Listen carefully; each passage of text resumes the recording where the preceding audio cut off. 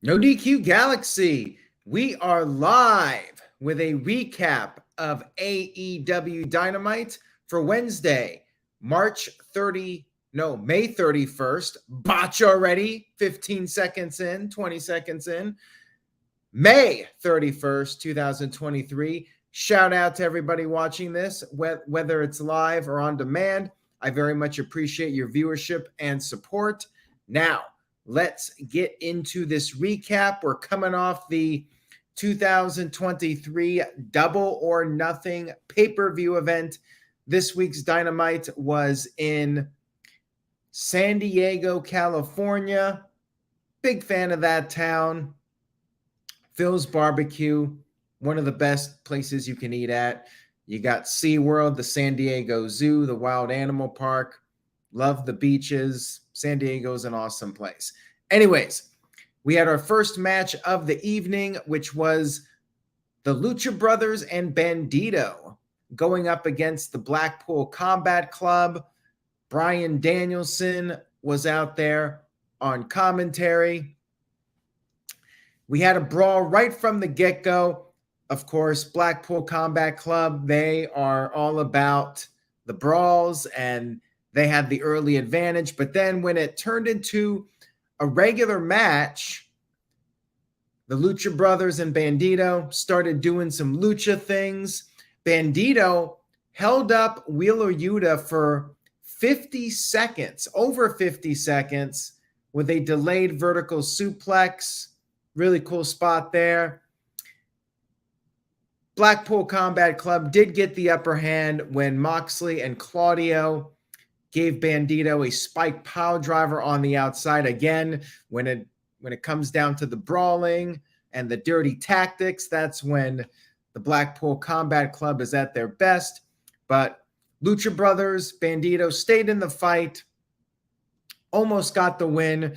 Bandito came off the top of the frog splash, but Yuta kicked out of it as the Lucha Brothers were doing dives over the top. And then Jon Moxley saved Wheeler Yuta. Yuta was able to do the elbow strikes to Bandito and then got him in the seatbelt pin. 1, 2, 3, picked up the victory. Wheeler Yuta once again getting the win for his team. Blackpool Combat Club wins, no surprise there, but good opening match here to start off the show. We had the Elite interviewed backstage, talking about their loss a bit, but Nick Jackson said that one loss is not going to set them back. It will not keep them down. Adam Page brought up how the Blackpool Combat Club relies on the numbers game, and as he was saying this, the Dark Order came in for a little cameo, and Evil Uno's like, oh, here's Adam Page with his new best friends. We're just going to see ourselves out. And then Adam Page brought up how Kenny Omega has left the country, but he did not go home to Canada. So a little tease for the future. Maybe he's going to a different country to get some backup. More on that here in just a few moments. We had Tony Schiavone interviewing Juice Robinson and Jay White, the Bullet Club Gold, whatever the hell they're calling themselves, Global Force Gold, I don't care. But basically, they wanted to know why FTR came to the aid of Ricky Starks backstage at Double or Nothing. Maybe because they're from the South, they're dumb. And that, of course, led to FTR coming out there. Robinson and White wanted to have an apology given to them and then maybe offered FTR a spot. But then they took some cheap shots, laid them out, and then Ricky Starks ran out there with a chair. And Ricky Starks challenged the punk-ass bitch, Jay, to a match on next week's show. And it was later confirmed. We had our big announcement from Tony Khan. Tony Khan talked about Collision, and he said on June 17th, there will be a featured star, and that person is CM Punk. Crowd was mixed, to say the least. I want to say it was 50-50. Some CM Punk chants for sure, but also there were noticeable boos for CM Punk. Now, in Chicago, CM Punk is going to be over like crazy. The rest of the country, not so sure. I think I would have preferred a video package or something a little bit more epic, like the way it was revealed, Tony Khan in his very awkward manner saying it was CM Punk. I wasn't a big fan of the actual reveal. I feel like a video package might have been more effective to give the reveal out to everybody. I don't know. Just really wasn't feeling the delivery here from Tony Khan. But yeah, CM Punk is back. We'll see if they could sell out the United Center. Not quite there yet. I think they're around 7,000 tickets sold up to this point. And obviously United Center, NBA Arena, they can sell 15,000 plus tickets for a full house. Time will tell if they can fill out the rest of the arena. I still say CM Punk should wrestle and wrestle MJF for the title. I don't think they're going to do it, but that would be my call. You want as many eyeballs watching Collision as possible, and I think that's the way to do it. My guess is CM Punk will come out there, I'm back, and Samoa Joe will interrupt him, and that's probably going to be our first feud if I had to make a prediction. We had a triple threat match. Big Bill, Big Willie, Cass, whatever you want to call him, versus Trent, versus Swerve Strickland. In this match, Bill was dominating, obviously the big man, but in the world of AEW, the big men just don't get the job done, bottom line. Trent and Swerve had to work together. They gave Big Bill a double superplex. Bill recovered, and Bill chokeslammed Trent into the ring from the apron, but then Swerve took advantage with the Swerve stop to Bill on the apron. Swerve got back in the ring, pinned Trent Beretta. So you got to work smarter, not harder. Swerve Strickland gets the win, and he will be facing Orange Cassidy for that international championship coming up at the Dynamite episode next week. I think we might get a new champion.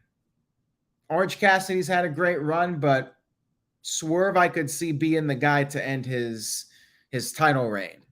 All in all, match was all right. Nothing too special here, but Swerve gets that momentum, and I say he should be the one, but we'll see what happens next week.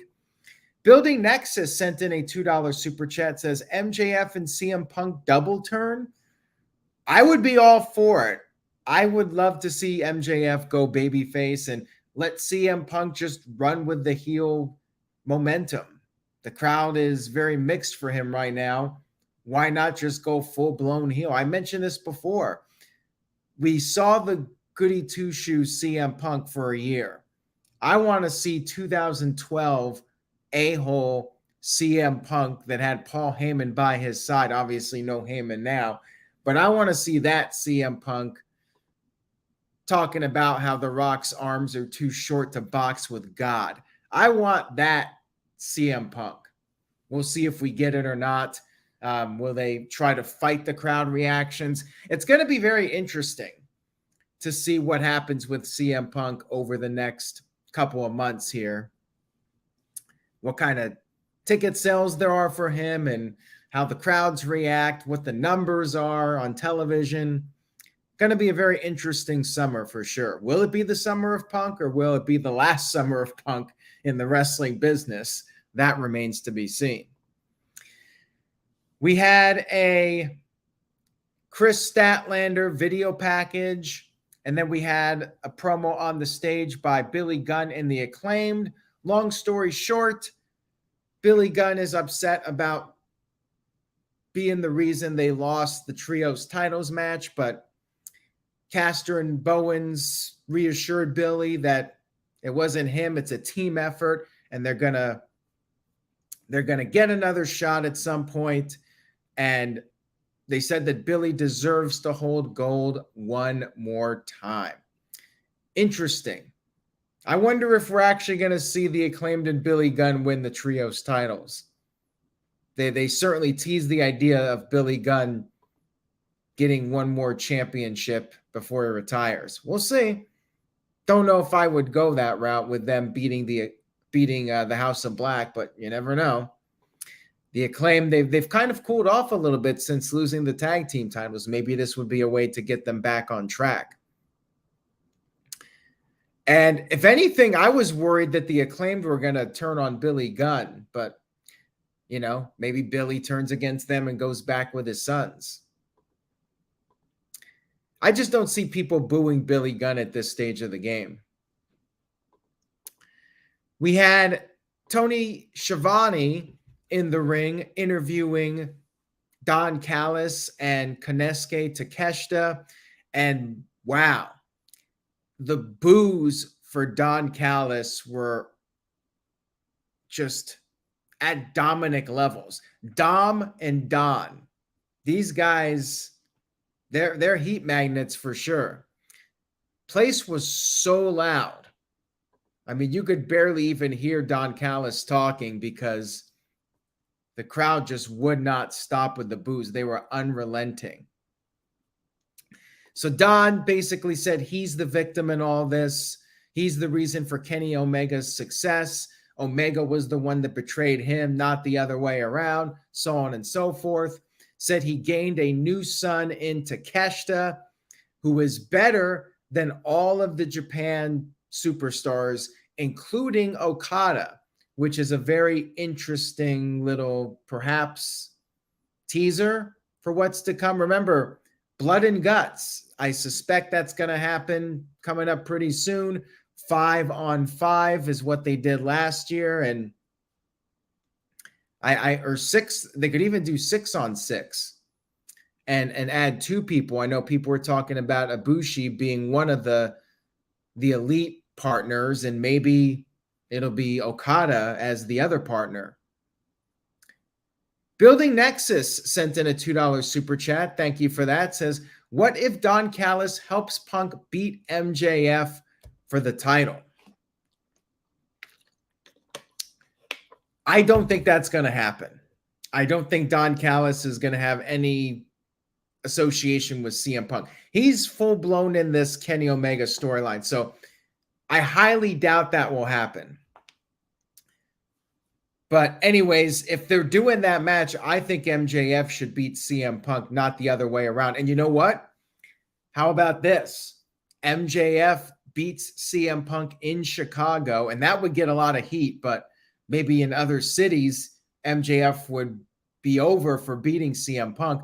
But you could do that, and then CM Punk goes heel at that point, and you do the double turn. I love that. I said this a long time ago. They could pull off that double turn, and considering that CM Punk is a huge Bret Hart fan, they could recreate 1997 and do a double turn in the same night. I mean, MJF is doing all the best of matches. He's having the best Iron Man match, the best 4-way match, the best dog collar match. What about the best heel face double turn in wrestling history? But anyways, back to the promo. Takeshita talked a little bit, spoke in Japanese, and then Don Callis finished the promo by saying they will cut the elite out of all elite wrestling. And of course, this is most likely leading to Blood and Guts, and we'll see who Kenny Omega brings back from Japan to counteract these guys, whether it's Ibushi or Okada or both of them, and we get a 6-on-6 match. We had a tag team match. Gates of Agony, I guess they're 2/3 of the Ring of Honor Trios champions. I mean, I barely know anything about these guys, but they looked impressive here against Orange Cassidy and Darby Allin. But of course, because it's AEW, the big guys never beat the little guys. The little guys always overcome the odds. I mean, the Gates of Agony were destroying these guys, just hitting them with power move after power move. Darby and Orange bumping all over the place for these guys. You had Swerve, Brian Cage, and Prince Nana, the Embassy, watching on the stage. And eventually, Darby and Orange Cassidy were able to get back into it using their speed and agility. Darby got the win with the coffin drop. I mean, I fully expected them to win here. I mean, Orange Cassidy's being pushed as a top guy, and Darby's a top guy, was in the main event. They're not big men, but they beat the big men here, as typical in AEW. Then the Embassy came down to the ring, but Sting made his return. Sting stepped away for a while to not steal Darby's spotlight, but now he's back. And I guess we'll see maybe a 6-man at some point, maybe building up towards Sting's retirement. Who knows? We had Hook come into the ring for a promo with Tony Schiavone, but then we had Princeton Vance, Dralistico, and Jose the Assistant come into the ring, and they were ready to beat up Hook. But fortunately for Hook, his old friend Jungle Boy made the save with a steel chair, and we had the little reunion of Jungle Hook. So now that he lost his title match, Jungle Boy back into the mid-card with Hook. There you go. Big G sent in a $2 super chat. Says, hey, everyone. How's it going, Big G? Glad you remembered what time this stream was on. Much love and appreciation to you. And yes, Virtue, always thinking about Tears of the Kingdom, thinking about what the next task is of a million tasks in that game. But loving it. Absolutely loving it.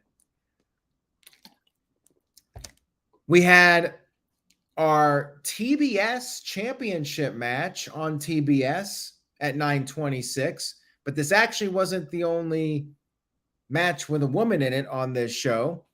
The main event had a woman in it, 2 women in it, actually. More on that in just a moment. Chris Statlander versus Nyla Rose, which, I mean, Nyla Rose hasn't won a match in forever, unless it's like Dark or Elevation, and those are gone now. This was a showcase match for Chris Statlander to reestablish her. Not much of a match, pretty basic stuff here. Chris Statlander looked good here, and Nyla Rose got in some offense. Wasn't a complete squash. Statlander picked up the win with the 450 splash to retain her championship. It's fine. It is what it is. You got to build up Chris Statlander as a champion, and she's got to start somewhere. No issues, really. Then we had our main event. Women got a second match on the show this week.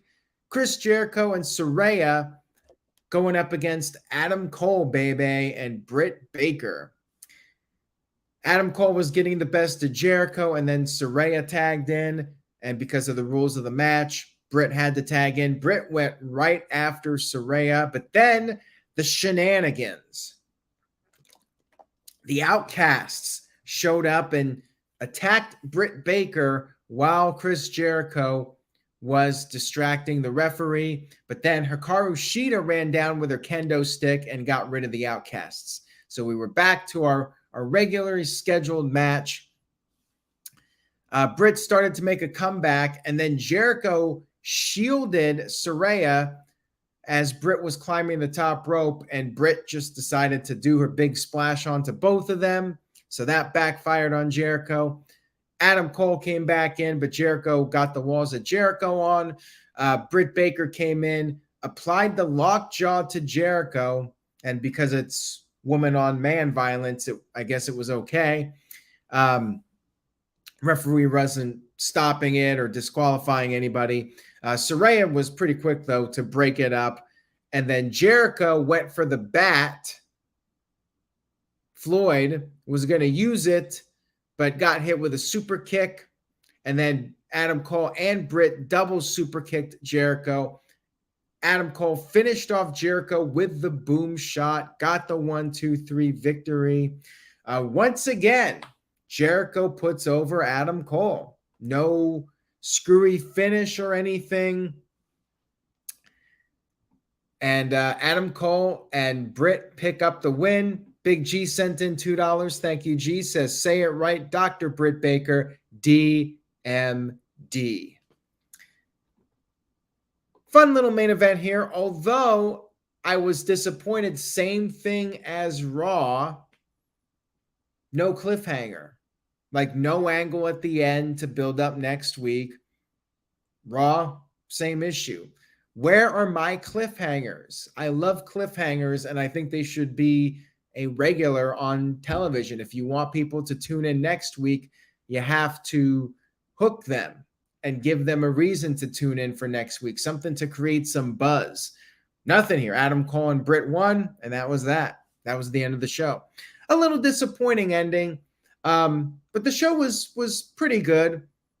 I think I give it a B-. Like, to me, there was no really great match. There was no big angle, but the show was very solid. I think a B- is fair. Kind of where Dynamite has been lately. I feel like they've slowed down a little bit with the really high-risk matches, like especially during the early year of Dynamite.